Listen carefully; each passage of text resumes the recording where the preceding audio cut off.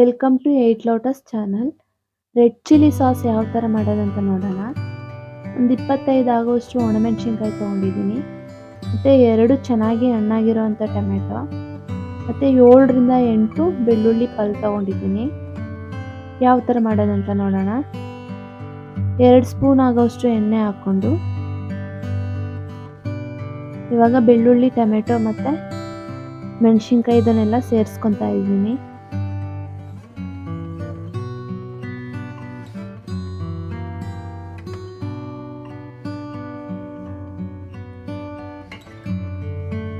ಒಂದು ಗ್ಲಾಸ್ ಆಗೋಷ್ಟು ನೀರು ಹಾಕ್ಕೊಂಡು ಚೆನ್ನಾಗಿ ಬೇಯಿಸ್ಕೋಬೇಕು. ಒಂದು 10ರಿಂದ 15 ನಿಮಿಷ. ಮೆಣಸಿನ್ಕಾಯಿ, ಟೊಮೆಟೊ ಇದೆಲ್ಲ ಚೆನ್ನಾಗಿ ಸಾಫ್ಟಾಗಿ ಬೇಯೋವರೆಗೂ ಬೇಯಿಸ್ಕೋಬೇಕು, ಒಂದು 10ರಿಂದ 15 ನಿಮಿಷ. ಆವಾಗವಾಗ ನೋಡ್ಕೊತಾ ಇರಿ. ಬೇಕಿದ್ರೆ ಇದನ್ನ ಕುಕ್ಕರಲ್ಲಿ ಕೂಡ 3 ವಿಜಿಲ್ ಕೂಗಿಸ್ಕೋಬೋದು, ಅವಾಗ ಸಾಫ್ಟಾಗಿ ಬೆಂದಿರುತ್ತೆ. ಆಗಾಗ ಚೆಕ್ ಮಾಡ್ಕೊಂಡು ನೋಡ್ಕೊತಾ ಇರಿ.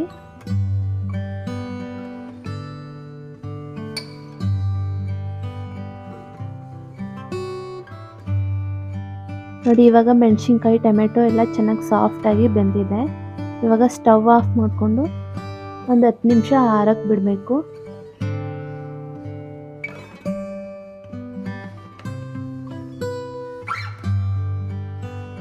ನೋಡಿ, ಇವಾಗ ಚೆನ್ನಾಗಿ ಆರಿದ್ಮೇಲೆ ಮಿಕ್ಸಿಗೆ ಹಾಕ್ಕೊಂಡು ಚೆನ್ನಾಗಿ ನೈಸಾಗಿ ಪೇಸ್ಟ್ ಥರ ರುಬ್ಕೋಬೇಕು. ಜಾಸ್ತಿ ನೀರು ಹಾಕ್ಕೊಂಡು ರುಬ್ಕೋಬಾರ್ದು, ಸ್ವಲ್ಪ ಗಟ್ಟಿಯಾಗಿ ರುಬ್ಕೋಬೇಕು.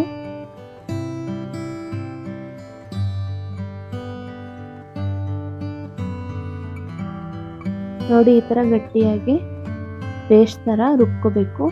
ರುಬ್ಕೊಂಡ್ಮೇಲೆ ಇದನ್ನ ಸೋಸ್ಕೋಬೇಕಾಗುತ್ತೆ. ಮೆಣಸಿನ್ಕಾಯ್ದು ಬೀಜ ಮತ್ತು ಸಿಪ್ಪೆ ಪಿಸ್ರು ಎಲ್ಲ ಇರುತ್ತೆ, ಅದಕ್ಕೋಸ್ಕರ ಇದನ್ನು ಸೋಸ್ಕೋಬೇಕು.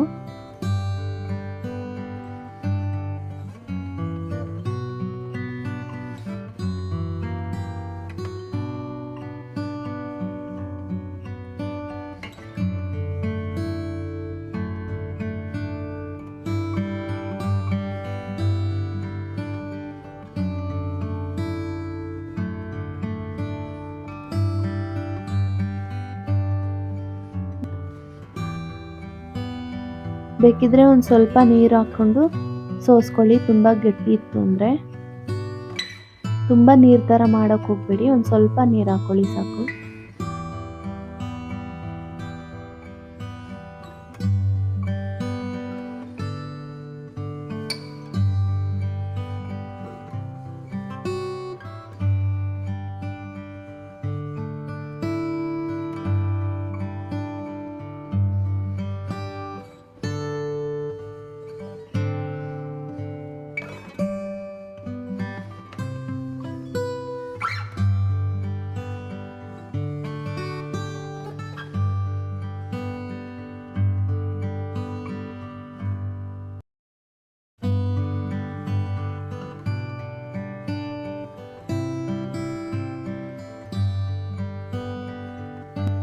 ನೋಡಿ, ಇಷ್ಟೊಂದು ಪಿಸ್ರಿದೆ, ಅದಕ್ಕೋಸ್ಕರ ಇದು ಸೋಸ್ಕೋಬೇಕು. ಇದೆಲ್ಲ ಯೂಸ್ ಆಗಲ್ಲ.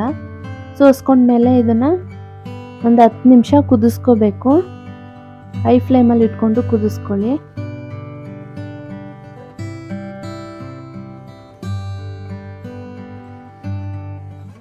ಸ್ವಲ್ಪ ಚೆನ್ನಾಗಿ ಗಟ್ಟಿ ಆಗೋವರೆಗೂ ಕುದಿಸ್ಕೋಬೇಕಾಗುತ್ತೆ, ಒಂದು 5ರಿಂದ 10 ನಿಮಿಷ.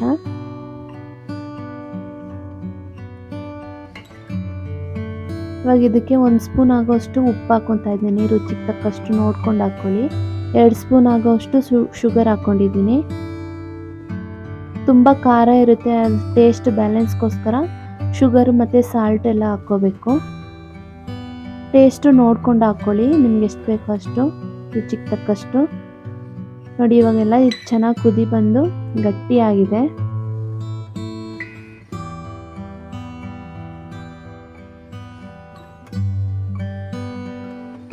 ಇವಾಗ ಒಂದು 3 ಸ್ಪೂನ್ ಆಗೋಷ್ಟು ವಿನಿಗರ್ ಹಾಕ್ಕೊಂಡಿದ್ದೀನಿ. ಚೆನ್ನಾಗಿ ಮಿಕ್ಸ್ ಮಾಡಿಕೊಂಡು ಕಲಿಸ್ಕೊಳ್ಳಿ.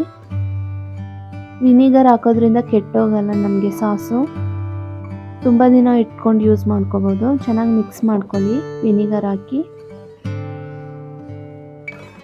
ಒಂದು 5 ನಿಮಿಷ ಕುದಿಬೇಕು. ನೋಡಿ ಈ ಥರ ಗಟ್ಟಿಯಾಗಿ ಬಂದಿದೆ. ಇವಾಗ ಸಾಸ್ ರೆಡಿಯಾಗಿದೆ. ಇವಾಗ ಈ ಅದಕ್ಕೆ ಬಂದಮೇಲೆ ಸ್ಟವ್ ಆಫ್ ಮಾಡ್ಕೊಳ್ಳಿ. ಗೊತ್ತಾಗಿಲ್ಲ ಅಂದರೆ ಒಂದ್ಸತಿ ಈ ಥರ ಚೆಕ್ ಮಾಡ್ಕೊಂಡು ನೋಡ್ಕೊಳ್ಳಿ. ನೋಡಿ ಈ ಥರ ಪ್ಲೇಟ್ಗೆ ಹಾಕೊಂಡು ನೋಡಿದಾಗ ಗಟ್ಟಿಯಾಗಿ ಸೋರ್ಕೊಂಬರ್ಬೇಕು, ನೀರು ಥರ ಸೋರ್ಕೊಂಬರ್ಬಾರ್ದು. ಇವಾಗ ಇದು ರೆಡಿಯಾಗಿದೆ ಅಂತ ನೋಡಿ. ಆರಿದ್ಮೇಲೆ ಒಂದ್ಸತಿ ನೋಡಿ, ಇದರ ಜೊತೆಲಿ ಗಟ್ಟಿಯಾಗಿ ಹರ್ಕೊಂಬರ್ಬೇಕು, ನೀರು ಥರ ಹರ್ಕೊಂಬರ್ಬಾರ್ದು. ಆರಿದ್ಮೇಲೆ ಒಂದು ಗ್ಲಾಸ್ ಕಂಟೈನರಲ್ಲಿ ಹಾಕಿ ಫ್ರಿಜ್ಜಲ್ಲಿ ಸ್ಟೋರ್ ಮಾಡಿ ಇಟ್ಕೊಳ್ಳಿ. ಬೇಕಂದಾಗ ಯೂಸ್ ಮಾಡ್ಕೋಬೋದು, ನಮ್ಗೆ ಇದು ಕೆಟ್ಟೋಗಲ್ಲ. ಈ ವಿಡಿಯೋ ಇಷ್ಟ ಆಗಿದ್ರೆ ಲೈಕ್ ಮಾಡಿ, ಶೇರ್ ಮಾಡಿ, ಕಮೆಂಟ್ ಮಾಡಿ. ಮತ್ತು 8 ಲೋಟಸ್ ಚಾನಲ್ಗೆ ಸಬ್ಸ್ಕ್ರೈಬ್ ಮಾಡಿ. Thank you.